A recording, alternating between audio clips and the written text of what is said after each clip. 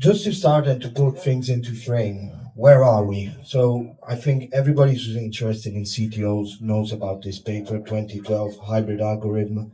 This is not by chance that we're speaking about the hybrid algorithm, because this has changed the stage quite a bit, in the sense that we move from a more, in a sort of way, Japanese or intra-plaque approach to an approach where we're actually using the subintimal space quite often, and we're using it to our advantage to actually solve cases. And we're moving through this algorithm quite quickly. So once you remember spending hours in antegrade fashion and trying to wire the true lumen and being stuck in wiring the true lumen and being very sort of, I like to call it a purist, and then the hybrid algorithm came and actually showed that by applying different techniques, your success rate really goes up, and you can achieve an amazing success rate that we have nowadays with CTOs that is around 90%. So I think we have the techniques. We definitely have the techniques. You can read about them in books, you can watch recorded live cases. And what we have too is a toolbox. And this toolbox is an ever-expanding toolbox in which the APT family of guide wires, microcatheters, guide extension catheters absolutely fit in perfectly. So our toolbox is expanding, and what I want to show through cases is how, in my idea, you're supposed to use these wires, basically, where they can help your CTO procedures. So, in turning to a case, we can see here a quite complex RCA CTO. So this is a 76-year-old gentleman who came to our attention, obviously has angina, and this CTO has been closed for quite a while. And the guy was told, oh, we cannot open it. We might have to keep this closed like this. Okay, and you can see there are features that are pointing that this is quite an old occlusion. It's a very long occlusion. You look at the cap and it's not the most favorable cap. It's a 5.0 RCA up there. So you must expect that you might have some difficulties in puncturing this. And this is the collateral circulation, the first shot. It's not that clear in my opinion, but there are plenty of septals coming down. I don't know what you think, but when you have too many septals, maybe it's more of a disadvantage than an advantage comparing to having one big dominant one, because they're all small and very tortuous. Nevertheless, let's stop here and sort of think about this CTO. So we have a very long occlusion. What does the fact of having a long occlusion point to? It points that your chances of staying within the true lumen diminish greatly, because the more the length is, the less chance of going true to true you have. And then we have a very diseased distal vessel. The huge PDA has a critical stenosis just at the origin. What does this point to again? That so we say that we'll probably go subintimal. Will we be able to do ADR? Probably not, because of the distal vessel disease. And what I'm also trying to point out is that when you have these long occlusions, this could be the vessel course, this could be the vessel course, or else this could be the vessel course. So you basically don't know. So in these cases are very well suited for the use of polymeric guide wires to start with, because they are actually safer in these sort of occlusions. And as far as collateral circulation, we've got sort of a high-end epicardial collateral and quite a few options from the septal, and we might explore them later on. So let's see what we did. We started, as in most of the cases, antegradely, and we performed an antegrade puncture with an Anyreach P Lancer 3 gram, which at the beginning we were actually failing. So now the issue is, are we failing because the wire is not the correct wire, or are we failing because of sort of our setup is not the correct setup? And what we changed between the failure and the success was the anchor balloon. So we were failing because of lack of support. It's quite obvious. You can achieve more support by anchoring. You can compensate for the lack of support with a stronger wire, but being able to puncture this with a polymeric guide wire gives you the maximum safety that you're not exiting the vessel and that you're staying anyhow within vessel architecture. So by saying this, I'm saying that you can be able to puncture with polymeric guide wires, especially 3 and 6 grams, which offer you sort of some sort of support and of tip weight. And this is what I'm pointing out. What are the properties of polymeric guide wires? A polymeric guide wire can do this, so it can basically track within the plaque. It can do this, it can track subintimal, but it most definitely cannot do this. At least the polymeric guide wires we have up to date, so the 3 and the 6 grams, they will basically not exit the vessel architecture. So they'll just deline the vessel. And so in keeping on with the case, we actually didn't think it was possible for us to cross all of this lesion just by working with the tip of a wire. And what we achieved was a knuckle, and then we just pushed this knuckle. And we stopped quite soon just to check the position of the knuckle, because obviously, what is the issue with knuckle wiring? Everybody's going around saying that knuckle wiring is super safe. It's true, it's super safe.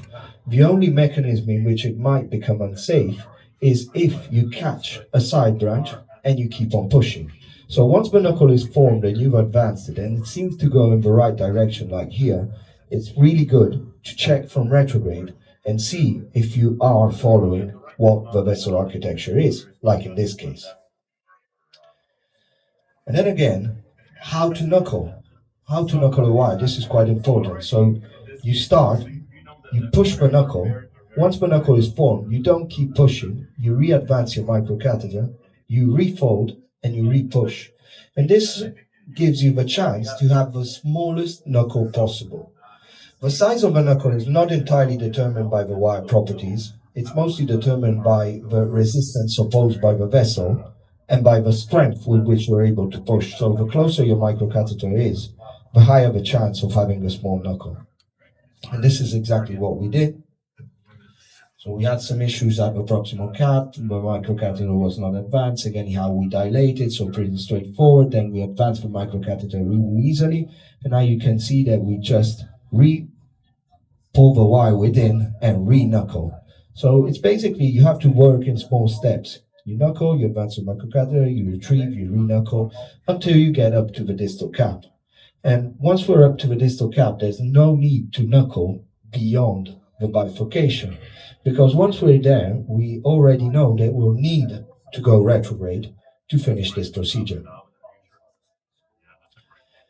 And going back to retrograde options, so now is the time to think about retrograde options.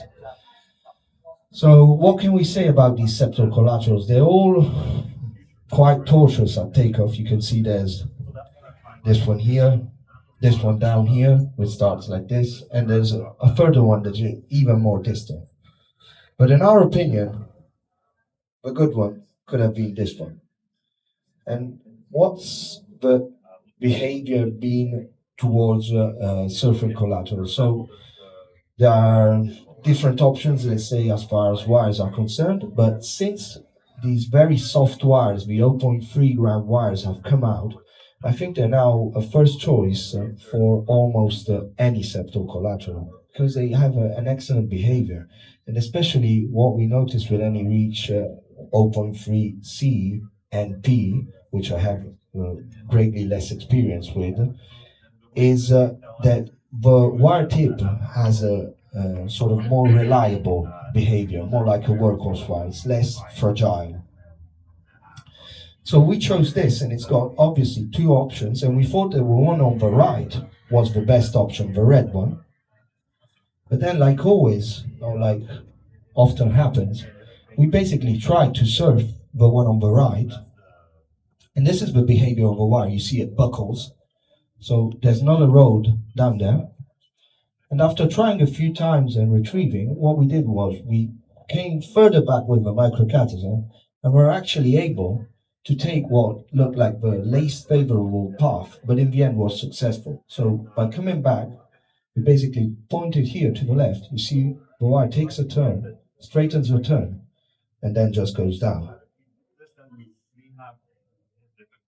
And after that, basically the procedure is almost done because you've got your wire antegrade, so you've done good work antegrade, and now you have to just overlap the two wires. And you see here, the knuckle was going somewhere strange, but we don't push it. Okay, this is the thing. If you push that in a side branch, because that is not where the RCA should have been, then you perforate the side branch. But you just have to take your time and be able to follow and overlap with the other wire. So now we are in a reverse card scenario. And the way we do it is by using a guide extension catheter. Almost 100% of reverse cards are done with a guide extension catheter. So you put it at the site of the most overlap, then you dilate with a small balloon, you re-enter, you externalize. But I want to point out for 1 second why we think that using a guide and catheter extension in reverse card is really efficient. So if you've got this RCA occlusion, you have an antegrade wire and a retrograde wire. So looking at these wires, you can immediately realize that the relationship between the two wires is different at different points. So for instance, in this point, you have the retrograde wire within the clamp and the antegrade wire, which is subintimal. So you don't have a connection there. But at this point instead, both the guide wires are subintimal. And so if you place your guided catheter extension down there, you basically already made the connection. So there's no effort. It makes the procedure much, much simpler. And here again, a different relationship exists. So as you move up a vessel, different relationships between the antegrade and the retrograde guide wire can exist. These are the sort of relationships that can exist in iris. And this is our final result with a hybrid strategy with a DES before the crux and just a DCB on the PDA, huge RCA opened up.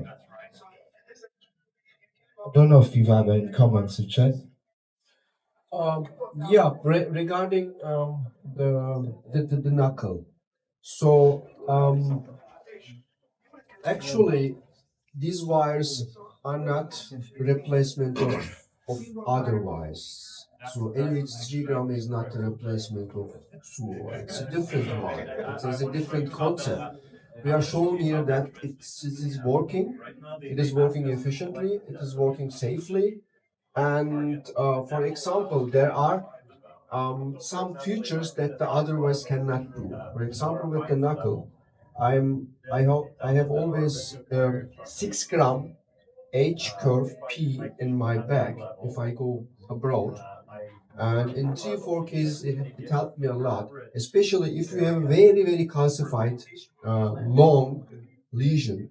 If you have to knuckle, if your only option is knuckle, and if you cannot knuckle even with Gladius MG, okay, so then like your knuckle, the body, it finds its way down the artery.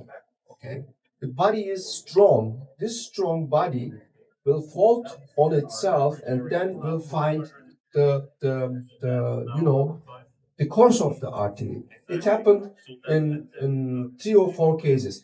But one should also remember that if we are choosing another wire, it doesn't mean the previous wire is not a working wire. For example, in Turin CTO, Bilal told me that I used 4 SUOs and then Anyreach crossed.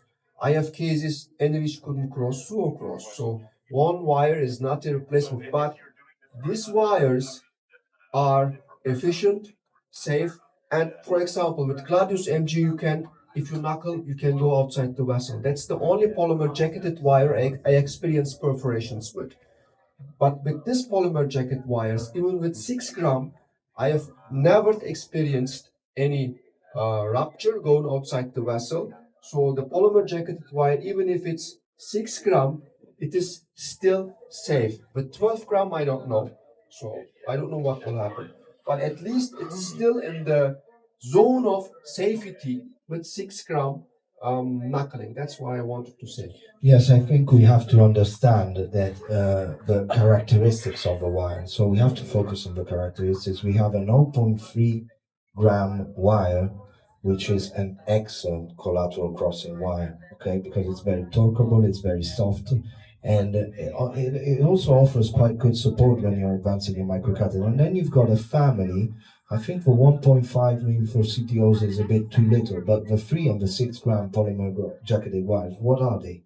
They are polymer jacketed wires. They do what a polymer jacketed wire can do.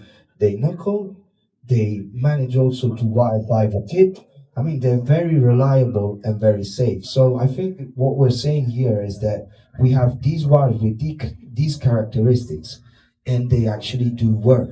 And they work as you'd expect them to work. So they are, as I said, the toolbox is now expanding, and we have to put APT within that toolbox. Then it's your decision when to use one or the other. We're just increasing the options to get to success, and they do work. And the other thing is, just to make another comment, the 0.3 has the moderate support body. Okay, it helps you to support your microcatheter better than suo if you compare it, so to say.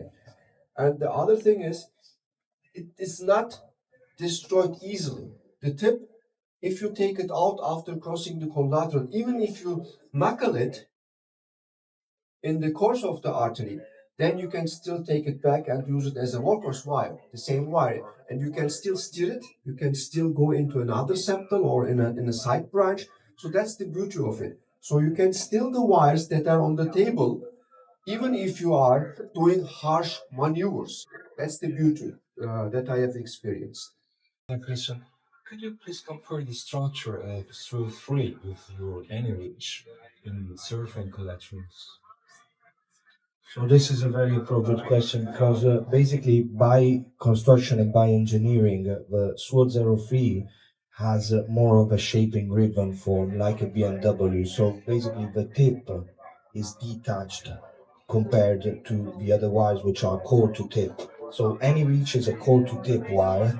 The Sword Zero 03 is a shaping ribbon. Whoever has used the Sword Zero 03 knows that when you're surfing really fast, sometimes it's quite often it buckles and it knuckles. And at that point, you have to come back and restart working with a tip. But the reason why it knuckles is the same reason why a BMW knuckles, because it's a shaping ribbon. So it's basically got an interruption in coils quite close to the tip. Okay?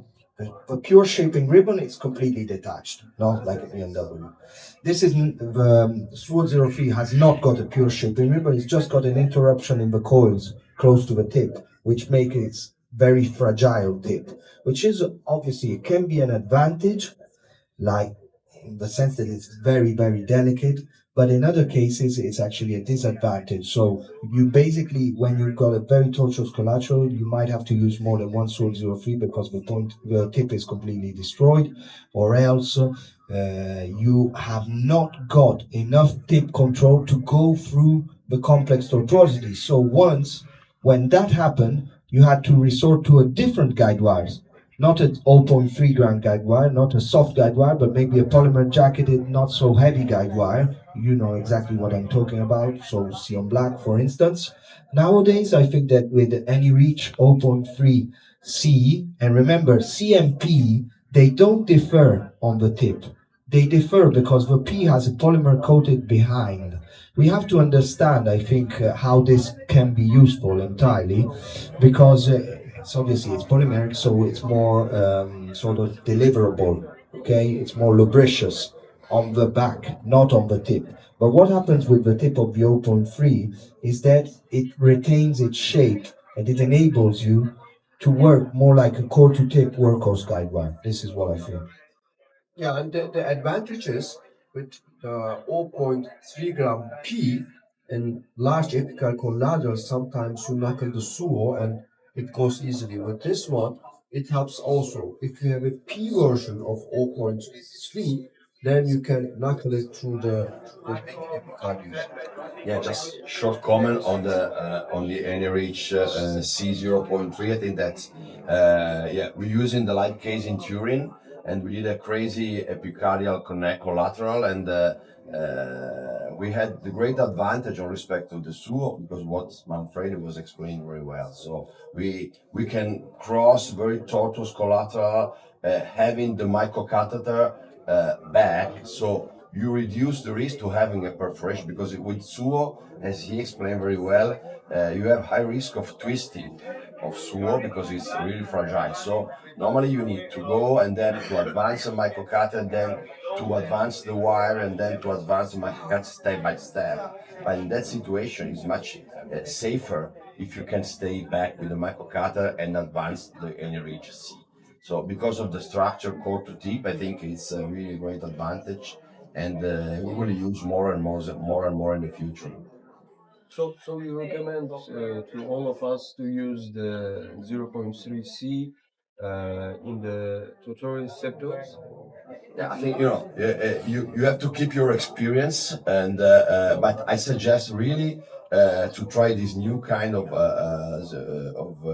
wire for retrograde approach. You will be really surprised about because actually when I use it, I never have a failure in crossing septal or epicardial with this kind of guide wire. And the Anyreach P, as they said, is not polymeric on the tip, so don't think to have high risk of perforation because the tip, the last 3 millimeter are hydrophilic, are not polymeric. So you have the body, the shaft of the wire polymeric, and the rest is not. Thank you. I think your question is very appropriate. I think since the 0.3 guide wires from both families have come out, at least in my experience, we're basically using only them as a first choice in collateral channels, to be honest, because they work brilliantly and they're very safe. It's very difficult to perforate a sector with an 0.3 guide wire unless you're really pushing hard against extrasystoler beats. We have still 5 minutes or something. So this was a case I shared again in an IPT session in Turin CTO. So again, we had a remnant artery and anterolateral artery tortuosity here, and then we did balloon assisted tracking again here. You see over the 0.6 gram, and then this is the angio. The problem here was we had a stent connecting from the graft towards the RCA distal part, and this septus seemed to us convenient, and I will show you how we have solved. First, we have again along. This is the problem here. We have a stent connecting from the graft towards the RCA, and we don't know where to go. Okay, so if you go even retro, you always go from the stent towards the graft, and it was our problem here. We had a very strong discussion how to deal with this case here, and then we did first the antegrade part. We had to prepare antegradely, and here we formed. This was again a 6 gram, and we tried. You see, we have a stand here, and it doesn't. I don't know whether this is the marginal branch. Okay, whether they put a stand in the marginal branch. So I knuckled with the 6 gram towards the stand here, and then make an aerial position. And in the aerial position, I was a little bit convinced that this is really the artery course here. So then what we have done with the 6 gram, it was not easy.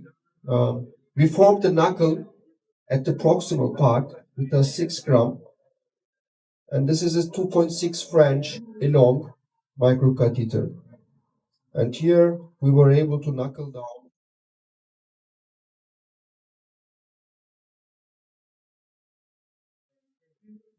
Okay. So here the right cranial position give us there was a side branch, and now we are sure that we are really in the architecture here. So come on. Okay. So the thing here was the body is invisible, Manfredi. The wire, if you knuckle with the body of the wire, it it is invisible, okay. But here we were able to knuckle down towards the stand, and then bring down the microcatheter along 2.6, and we were sure that we are in the architecture here, and you can see our microcatheter is down, and here we are still trying.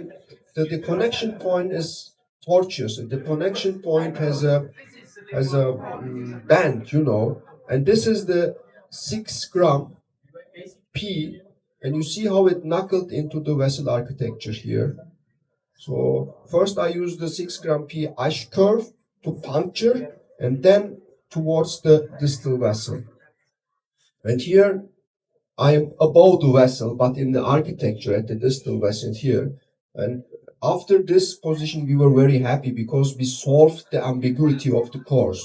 And now we are ready to go retrograde. We have done the first part of our procedure. And here you can see we have some septals, and this is the Anyreach 0.3 gram here. You see how nicely it went into the distal vessel, into the PL. And here we are checking that we are in the PL, and here we are taking it back and pushing it into the vessel, here, the 0.3 gram. And our microcatheter is down, and here the rest is not that difficult anymore. We bring down the guide extension, and then with Anyreach 6 gram P again, with a new one, we went into the guide extension. Then here we bring down the microcatheter, did the tip-in, and I will show you the result, the last result. So in ambiguous cases, conditions, it helps us a lot. So this was the last final result. So Manfredi, what are we going to do now? I think we're going to just a quick comment to this case. We basically, this case is once again underlining what we've been underlining throughout the whole session. Most often, if you're doing complex CTOs, there is ambiguity, and where there is ambiguity, polymer jacketed wires come in and clarify that ambiguity in being safe. So you saw he knuckled quite a far way down, and he knuckled through that inflection point, which is obviously where they anastomose the vein. So it's just traction by the vein put by the surgeon, and that solved any issue in a very safe and efficient way. So now I think we can move to the hands-on station and have a go with these wires and have a chat face to face.